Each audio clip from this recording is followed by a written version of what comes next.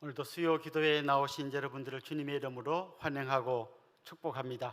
우리 옆에 분들과 한번 눈으로 인사를 나누시면 좋겠습니다. 네. 오늘도 계속해서 레위기 산책 진행될 건데요. 총 6번 중에 오늘이 5번째 시간입니다.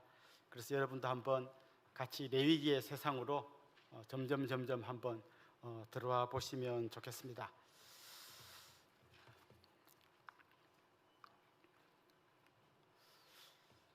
강의안을 안 받으신 분들은 이제 뒤로 가시면 강의안이 준비되어 있습니다. 화면 떴습니다.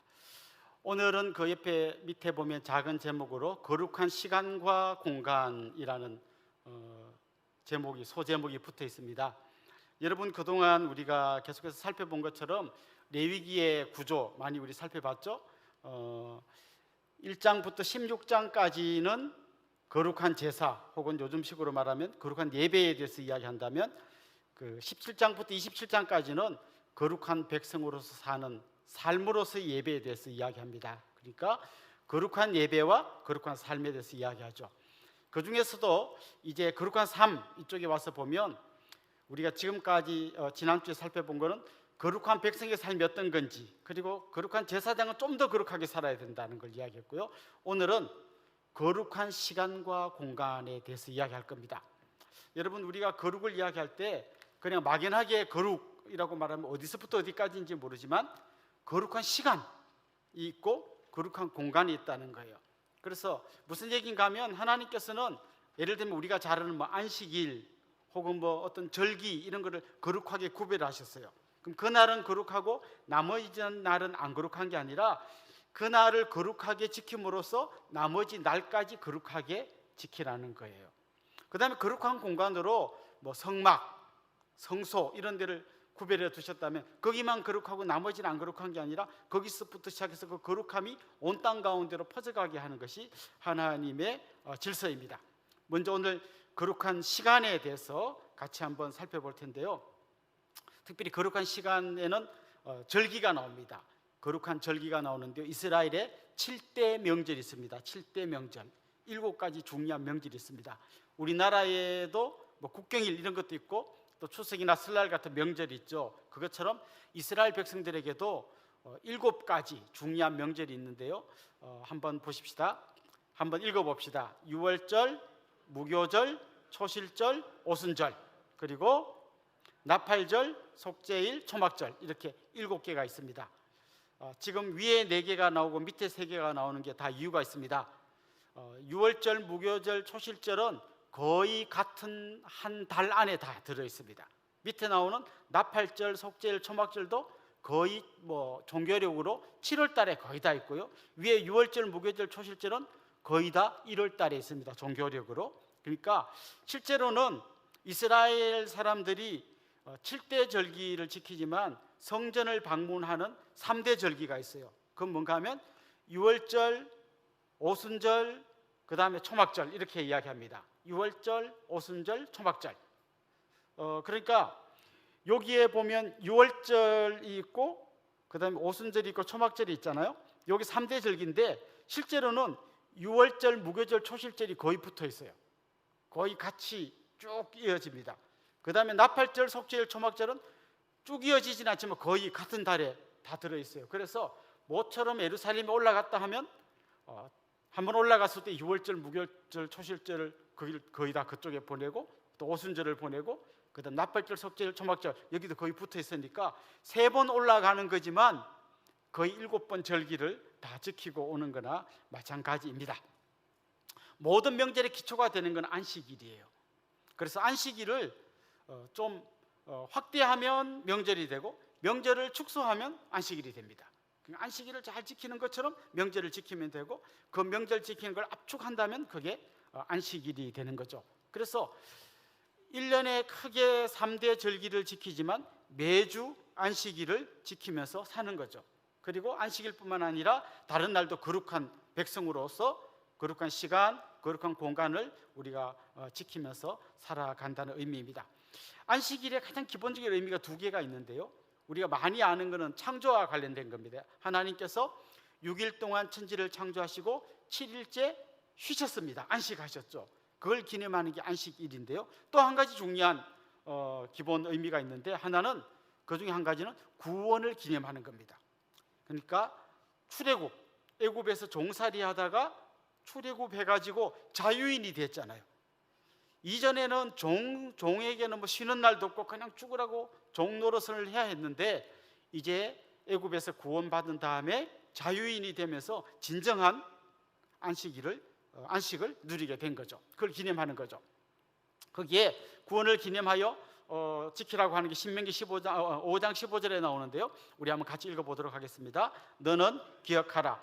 내가 애굽 땅에서 종이 되었더니 내 하나님 여호와가 강한 손과 편팔로 거기서 너를 인도하여 내었나니, 그러므로 내 하나님 여호와가 내게 명령하여 안식일을 지키라 하느니라. 자, 그러니까 안식일을 지키는 두 가지 중요한, 뭘 기념한다고요? 하나는 하나님 6일 동안 천지 창조하고 7일째 쉬셨다, 이걸 기념하여 우리도 쉬는 거고요. 또 한 가지는 맨날 종살이하고 안식을 못 누리다가 하나님의 은혜로 애굽에서 나와가지고 진정한 안식을 누리게 된 것을 기념하는 것이 안식일이라는 것이죠. 자, 아까 제가 명절을 7가지 중에 4가지, 3가지 이렇게 따로 읽었는데요. 보통 3가지, 봄철의 명절, 그 다음 가을철의 명절이 있는데, 3가지 명절은 전부 다 종교력으로 1월 달에 들어있습니다. 요즘 우리가 아는 그 태양력으로는 3, 4월 달이에요.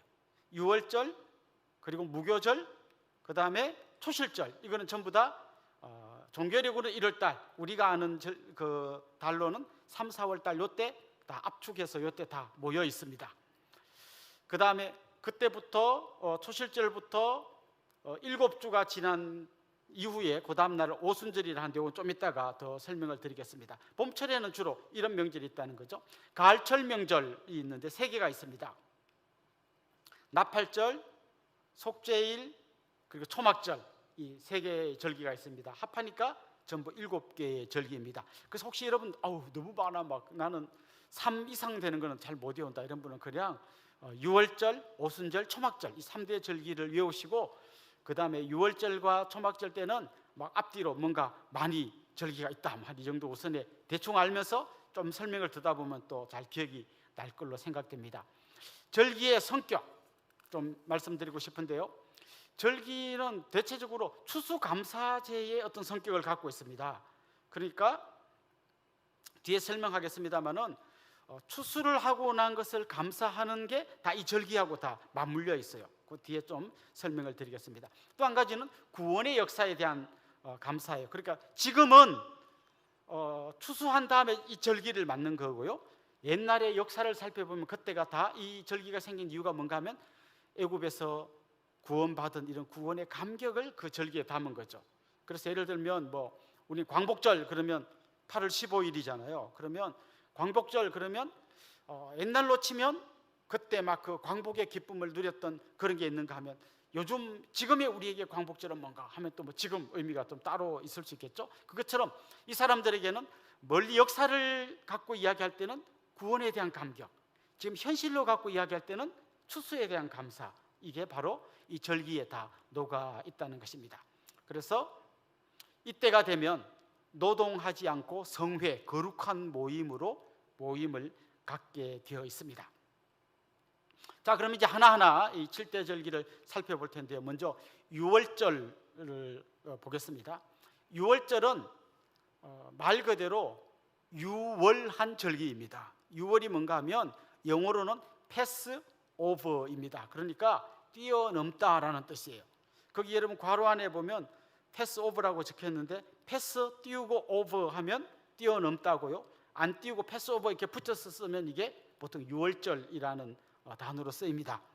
자, 6월절은 그 뒤에 보면 이제 종교력으로, 유대인 종교력으로 1월 14일 금요일이라고 되어 있는데, 많은 분들이 궁금해합니다. 왜 6월달이 아니고 1월달이냐 이렇게 이야기하는데, 6월달하고는 아무 상관도 없는 6월, 뛰어넘다, 한자로 쓰면 뛰어넘다라는 것을 설명하는 게 6월절입니다. 그래서 6월절이 왜 생겼나 여러분 아마 잘 아실 겁니다. 이스라엘 백성들이 출애굽할 때 첫 번째 재앙부터 10번째 재앙까지 생겼잖아요. 그래서 재앙이 막 내리면 바로가 무서워하면서 보내줄게 하다가 또 좀 시간 지나면 안 보내주고 막 이러다가 점점 재앙의 강도가 강해져 가지고 10번째 재앙이 뭡니까? 모든 집에 장자를 치는 거예요. 장자가 다 죽는 재앙을 당합니다. 그 집 아들만 죽는 게 아니라 짐승의 첫 번째 수컷도 그날 죽는, 그야말로 온 애굽이 초상집이 되는 어마어마한 재앙을 받게 되죠. 바로의 장자도 이때 죽습니다. 그런데 하나님께서 이 재앙을 내리시기 전에 이스라엘 백성들에게 말씀하셨어요. 어린 양을 잡고 어린 양의 피를 그 집 문설주와 인방에다가 문에다가 이렇게 발라두면 심판의 천사가 집집마다 방문해 가지고 다 죽이는데 그 피가 발려져 있는 집은 어떻게 한다고요? 뛰어 넘어갔다는 거죠. 유월해서 갔다는 거예요. 패스 오버, 지나갔다는 거예요. 그러니까 어린 양의 피가 발려져 있는 집은 그 집 아들이 안 죽은 거죠. 근데 그 피가 없는 모든 집의 장자는 다 죽임을 당했습니다. 그러니까 이스라엘 백성들에게 그날은 어떤 날일까요? 애굽 사람에게는 가장 슬프고 가장 힘든 날이지만 이스라엘 백성에게는 너무나 놀라운 감격의 날이에요. 이 10번째 재앙 앞에서 결국 바로가 항복했습니다. 가라, 이제 더 이상 바로도 버틸 힘이 없었던 거죠. 자기 장자까지 잃어버렸으니까요. 그러니까 지금 이 이스라엘 백성들에게 유월절, 그날 애굽에서 나온 그날을 생각하면 막 그 옛날의 조상들, 당사자들은 생각만 하면 눈물이 줄줄 나는 감격의 날이었죠. 어떻게 종으로 살던 사람들이 자유인이 되어서 애굽에서 나올 수 있겠어요? 그것도 너무나 놀라운 기적. 어쩌다 이 집도 죽고 저 집도 죽은 게 아니라 저 집은 싹 죽고 이 집은 한 명도 안 죽는 이 감격의 역사, 이걸 기념하는 것이 유월절이라는 것입니다. 특별히 이스라엘의 종교 달력으로 보면 이때가 1월이에요. 그러니까 이 사람들은 우리가 생각하는 1월 1일 이런 거 말고 이 날이 진짜 우리의 역사가 시작된 진정한 날이라고 보는 거죠. 그래서 이 날을 유대인 종교력으로는 1월로 치는 것입니다. 특별히 우리가 신약 시대에 오면 예수님을 유월절 어린 양이라고 많이 이야기하죠. 제가 레위기 이야기하면서 굉장히 많이 이야기했는데 예수님께서 유월절 날 어린 양을 잡아서 피를 흘리고 그 피를 문에 바르면 그 사람이 죽임을 당하지 않는 것처럼 예수 그리스도의 보혈을 경험하고 예수님의 보혈을 믿는 그 사람에게는 심판이 없는 거죠. 하나님의 마지막 심판 때 하나님이 그 사람을 심판하는 것 대신에 뛰어넘어가 주시는 거죠. 그러니까 그 당시에 유월절에 어린 양의 피를 바른 것처럼 여기 있는 우리 모두는 예수 그리스도의 보혈로 심판을 뛰어넘게 되는 것입니다. 두 번째 절기는 무교절인데요. 좀 전에 여러분 보신 걸 한번 보십시오. 유월절 날짜가 며칠인지 잘 보십시오. 1월 14일이잖아요. 그러면 무교절은 언젠가 하면 1월 15일부터예요. 그러니까 어제는 유월절이고 오늘부터 무교절이 시작되는 거예요. 일주일 동안.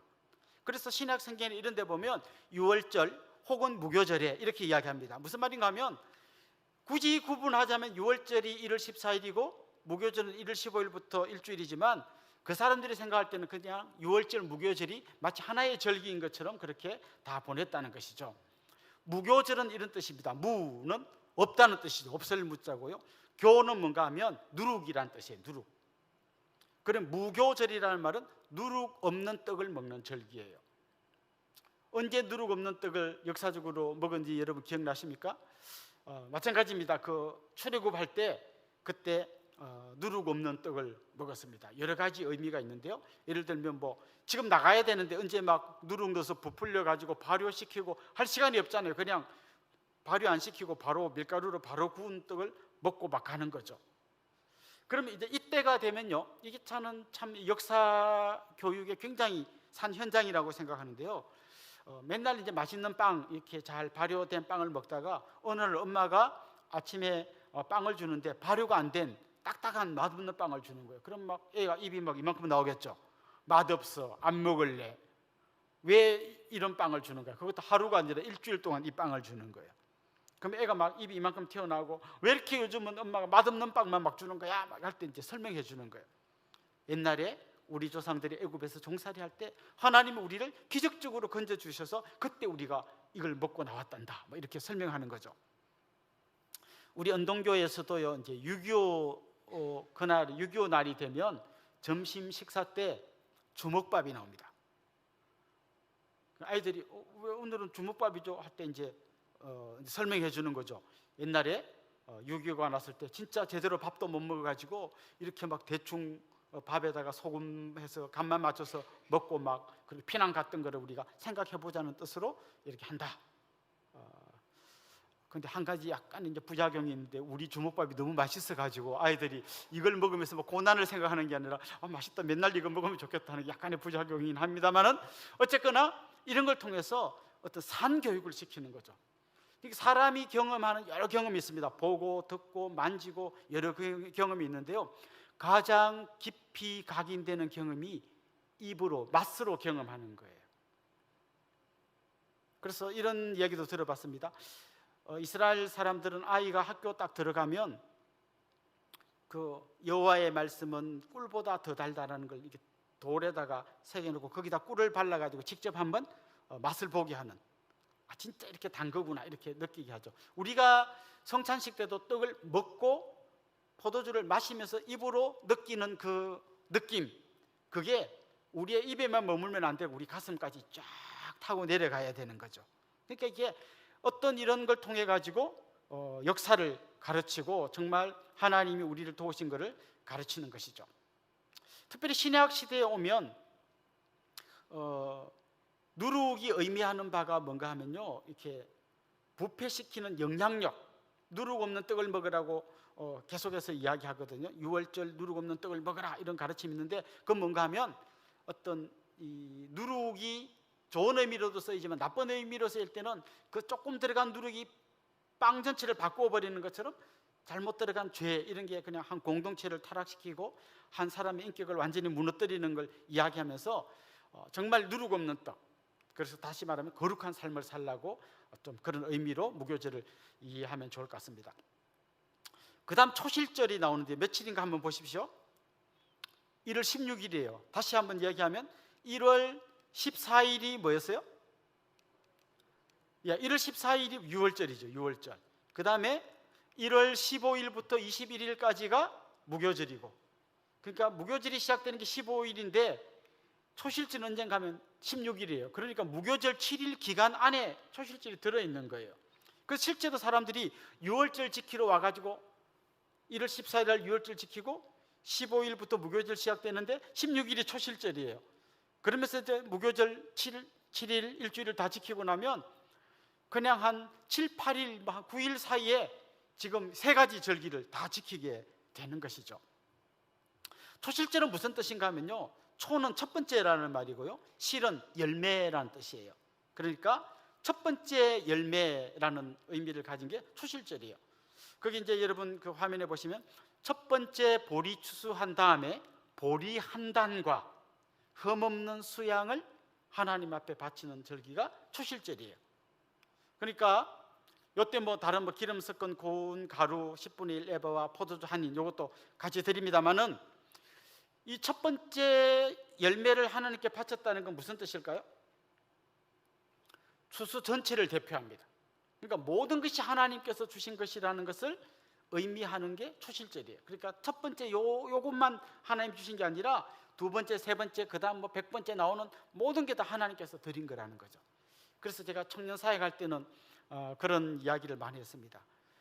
직장을 갖게 되거든 첫 번째 월급은 그냥 하나님께 온전히 드려라. 그럼 저는 뭐 먹고 살아요? 그럼 그동안은 뭐 먹고 살았냐?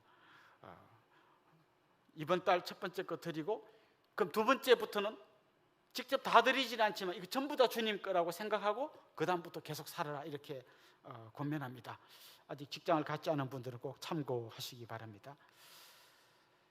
초실절 제사를 드린 후에 그때부터 핵곡식으로 만든 빵을 먹습니다. 하나님께 그 초실절 제사를 드리기 전에는 핵곡식으로 만든 빵은 먹지 않습니다. 자, 그러니까 지금 제가 말씀드린 6월절, 무교절, 초실절, 요 3개가 거의 며칠 상간으로 다 연달아서 진행된다는 거 기억하시겠죠. 그 다음에 여러분이 이제 많이 들어본 명절을 하나 소개해드리자면 오순절입니다. 오순절인데 요즘 우리가 쓰는 이 그 태양력으로 치면 한 6월에서 7월 정도 되는데요. 오순절에 다른 이름들이 이제 많이 있는데 그 중에 하나가 이제 칠칠절이라는 말이 있어요. 77절이 뭔가 하면 그냥 구구셈 77 49 이겁니다.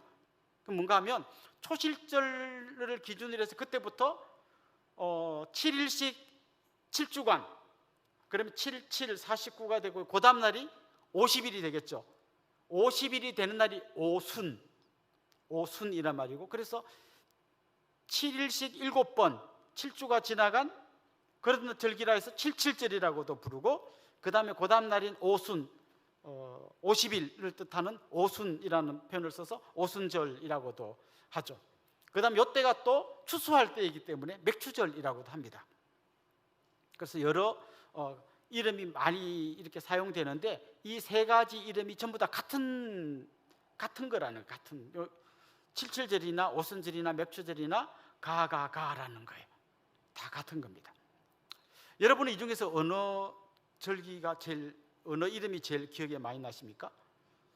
아마 최근에 맥주 감사주의를 보내서 맥주절이 많이 생각나는 분도 계실 거고, 물론 우리가 드리는 맥주 감사주의라고 이 사람들이 하는 거는 뭐 이렇게 똑같지는 않습니다만은 정신은 똑같지만 뭐 날짜나 이런 게 똑같지는 않습니다. 오순절도 많이 들어보셨죠? 오순절 하면 제일 혹시 떠오르는 사건이 있습니까? 사도행전에 보면 오순절날 성령께서 강림하시고 뭐 그런 거 기억나시죠? 자, 그러니까 초실절 이 보리의 첫 열매를 드리는 절기라면 맥추절은 밀의 첫 열매를 드리는 게 맥추절이에요. 밀 추수의 첫 곡식으로 만든 빵 2개를 바쳤습니다. 근데 이때는 특별히 누룩 있는 빵을 바쳤어요. 이 오순절 때는. 그러니까 이 밀로 만든 빵 이거 하나님께 바칩니다고 드렸죠.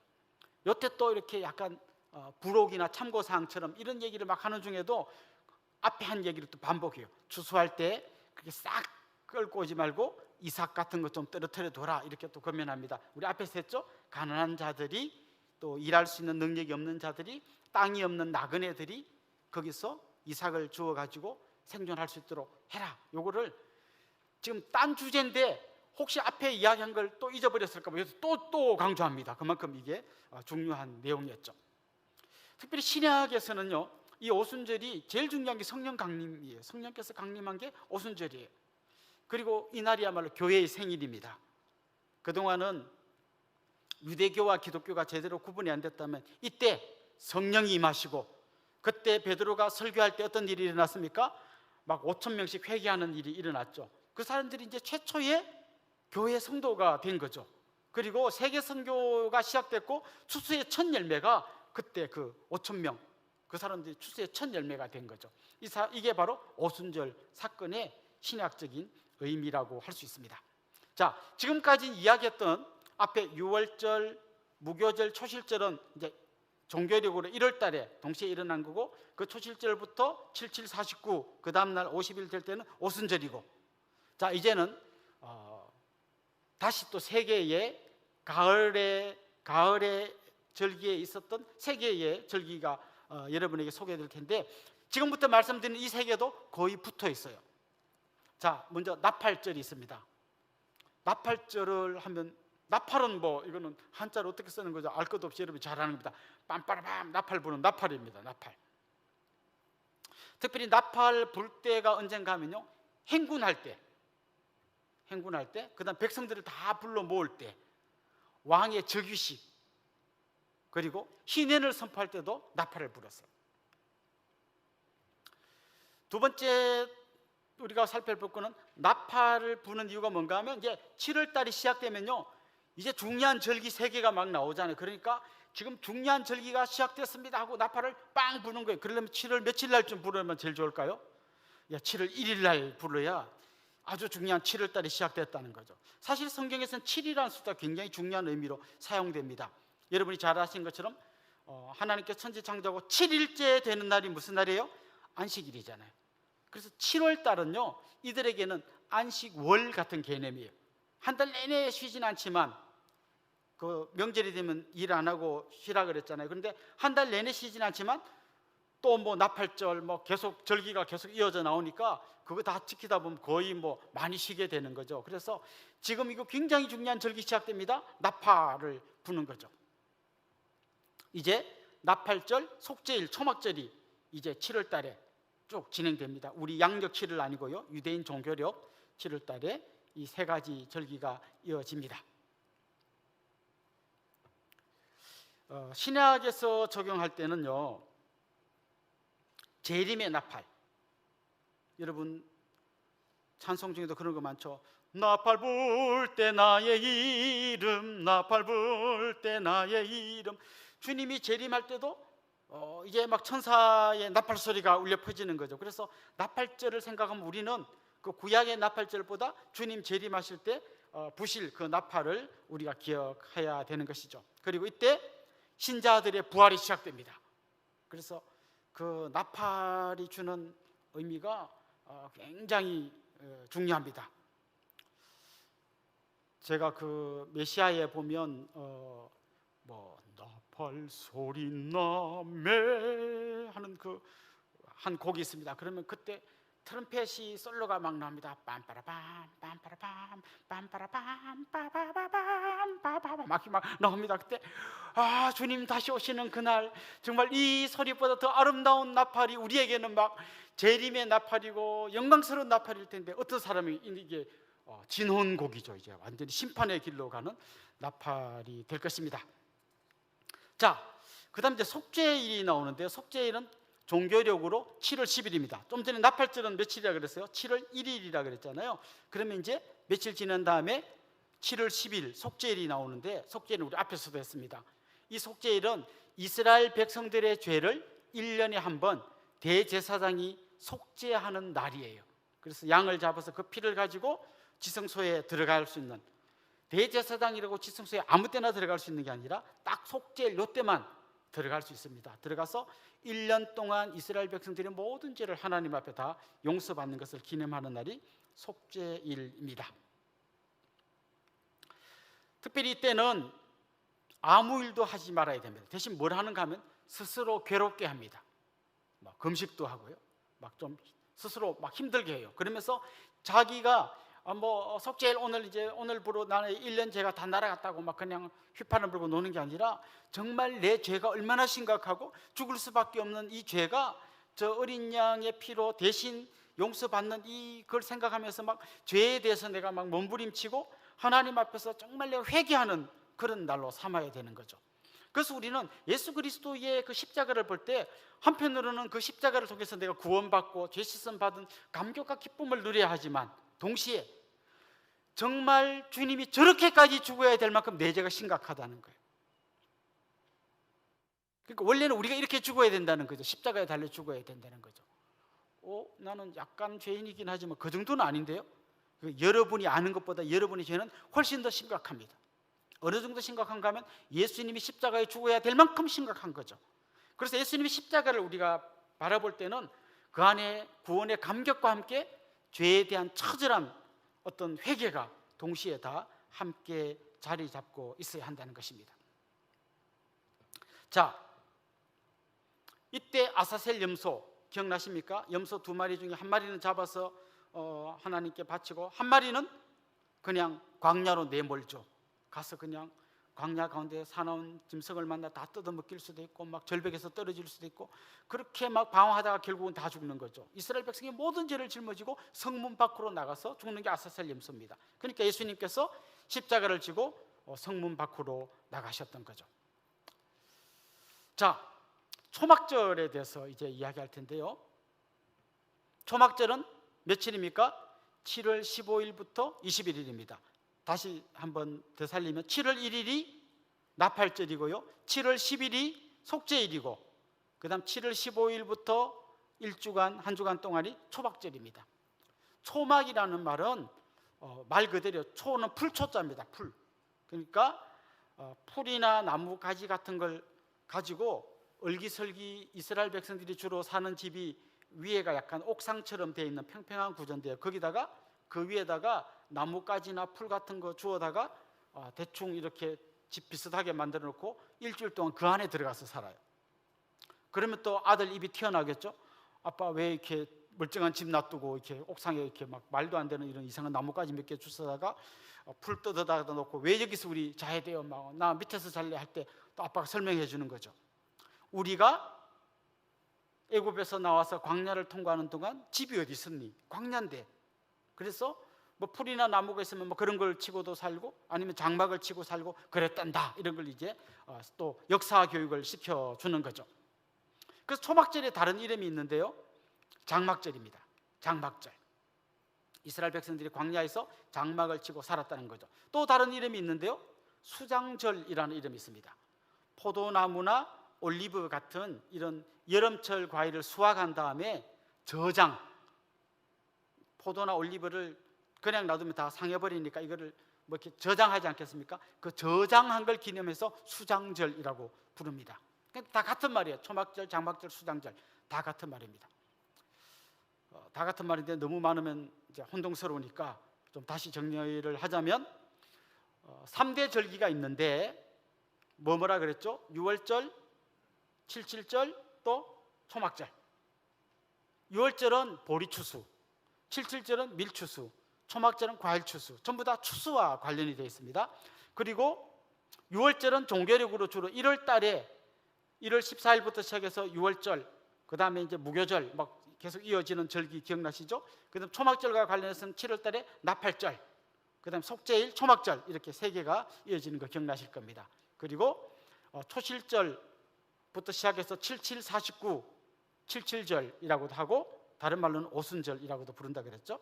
자, 기억하면 좋겠습니다. 자, 그렇다면 이런 수많은 절기를 우리가 지금 지키지 않습니다.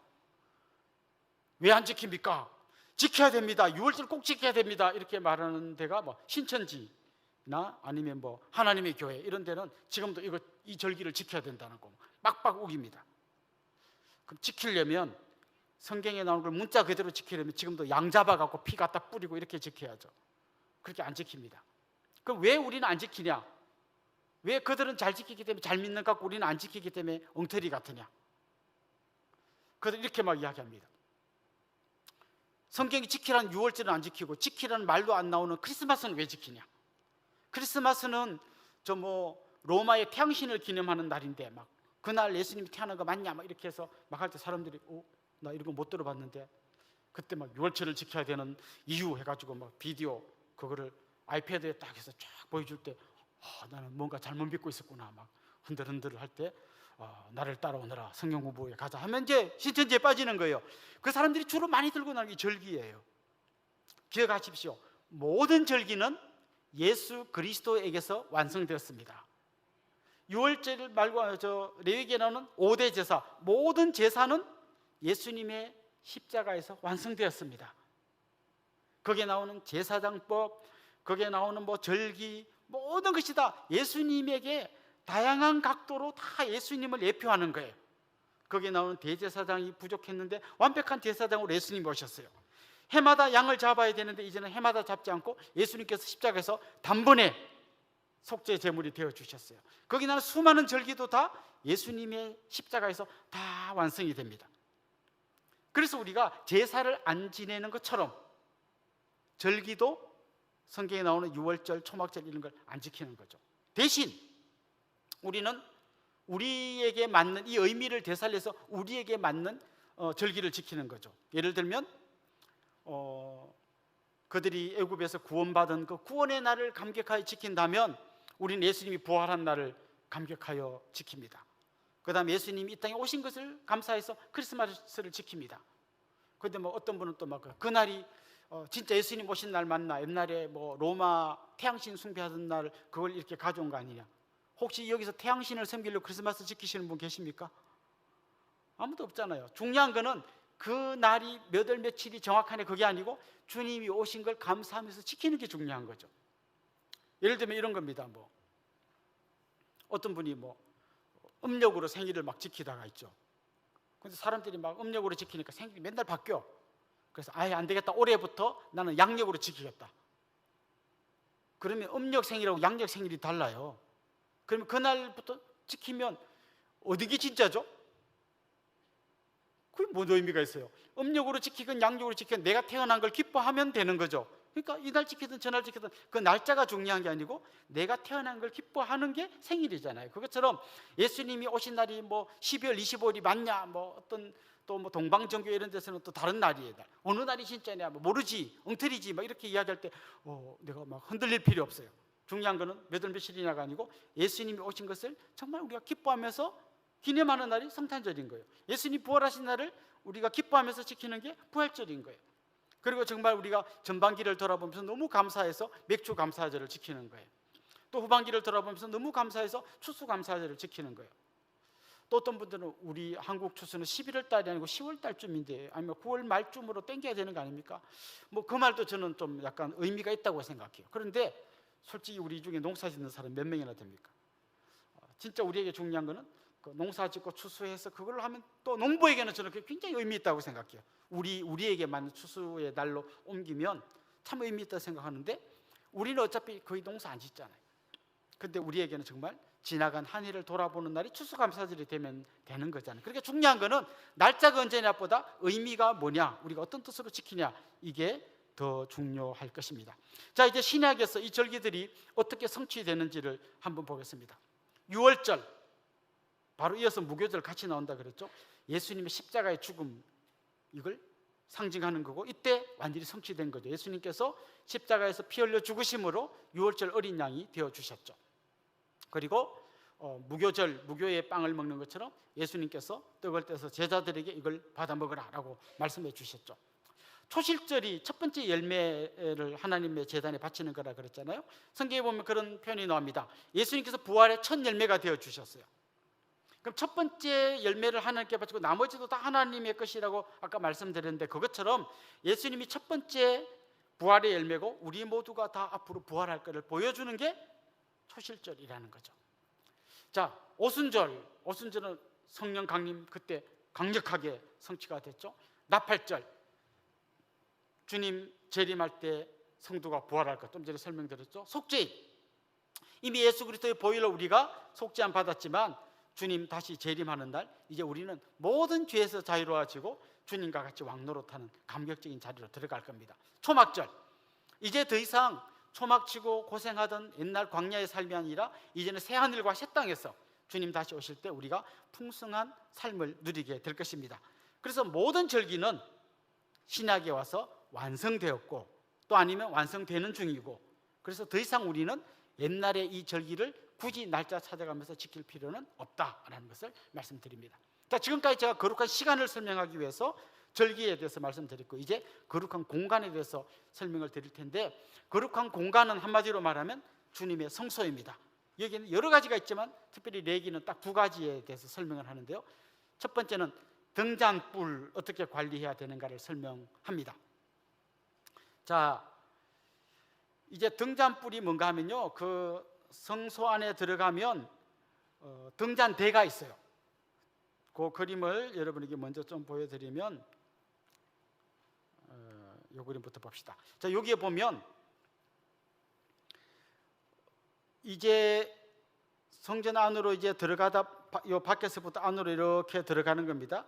들어갈 때 여기에 성전 뜰을 지나갑니다. 그리고 성소에 들어가면 여기에 뭐가 있습니까? 여기에 금촛대라고 보이십니까? 정확하게 말하면 촛대라기보다는 등잔대죠. 등잔대. 그리고 요 앞에 등잔대 맞은편에 여기에 보면 네모로 된 이게 떡상이라고 되어 있는데, 여기에 이따가 나올 진설병에 대해서 이야기할 때 이제 요 설명을 여러분이 들어보셔야 될 겁니다. 자, 등잔불에 대해서 나오는데요.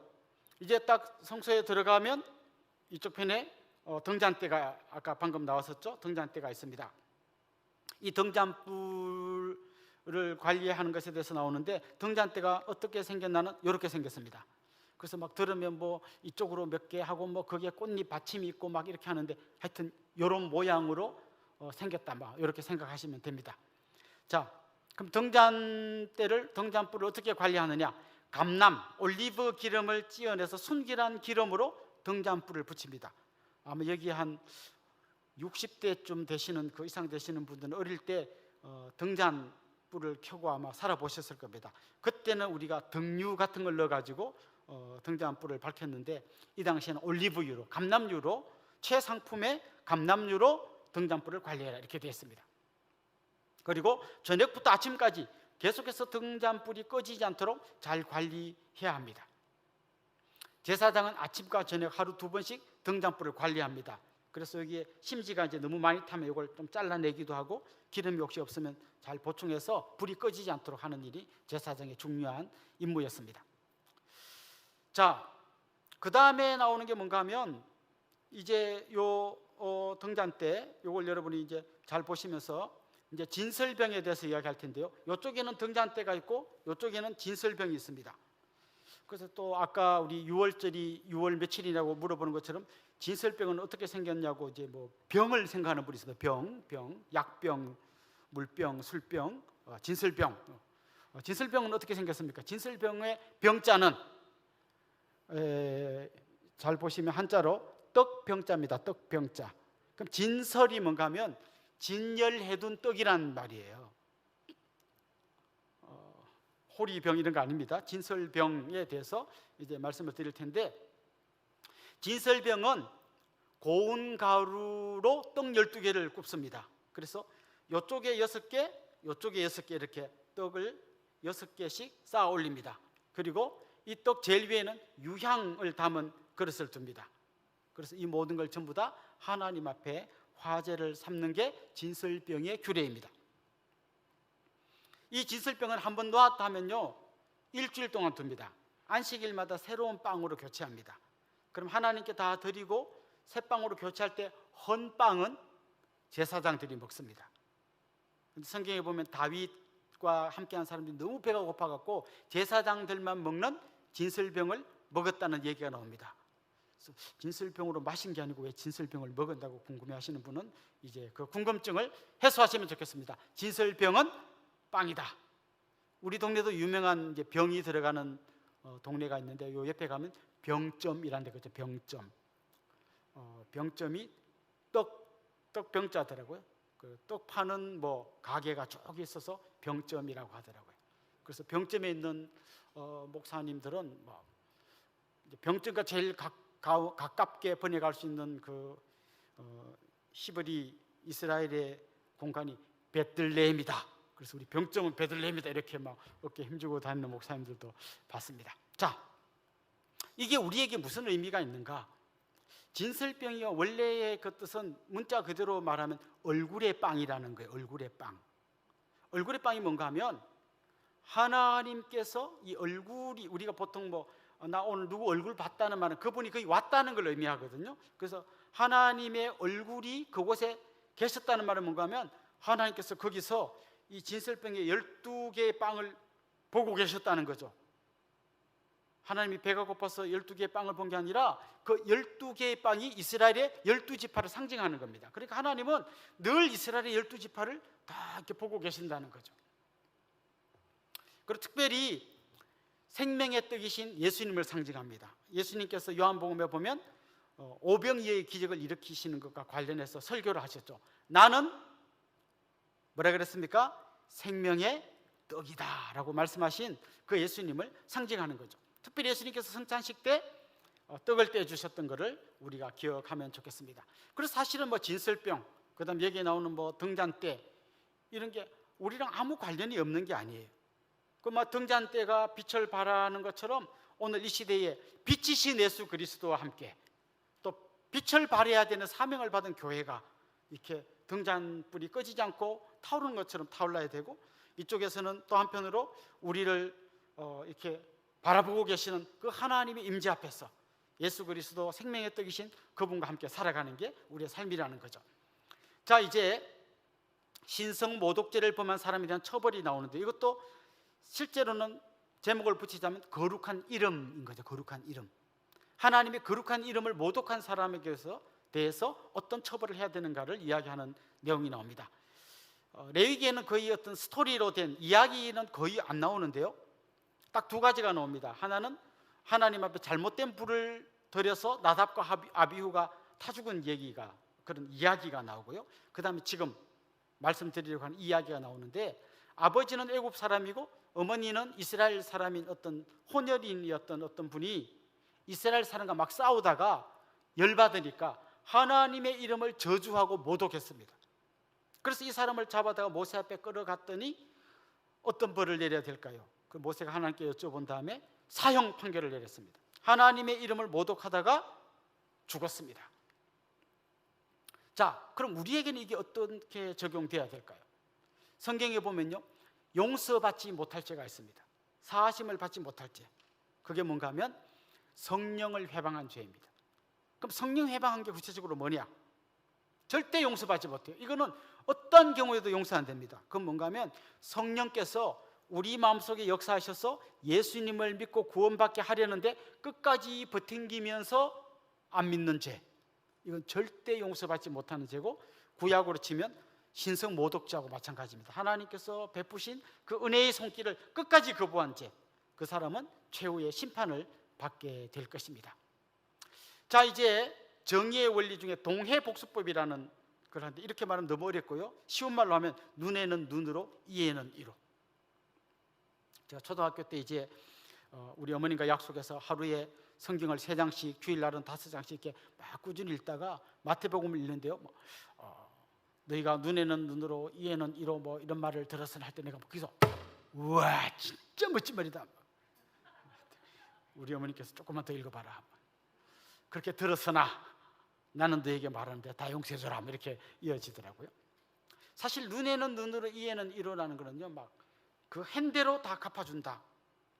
동해, 똑같은, 네가 해를 입혔으면 똑같은 해를 너도 입어야 된다, 그렇게 복수한다는 의미로 사용된 말이죠. 그런데 사실은 알고 보면요, 이건 요즘으로 말하면 굉장히 뛰어난 법인 거예요. 자, 예를 들면 어떤 사람이 나를 한 방 때렸어요. 그럼 어떻게 하란 말이에요? 너도 똑같이 한 방 때려라. 이 말은 그래 끝까지 원수를 갚아라 이런 뜻이 아니고, 그 이상 넘어가면 안 된다는 거예요. 한 방 때렸는데 막 열받아 가지고 가서 막 돌로 막 그 사람 막 죽도록 패고 이러면 안 된다는 거죠.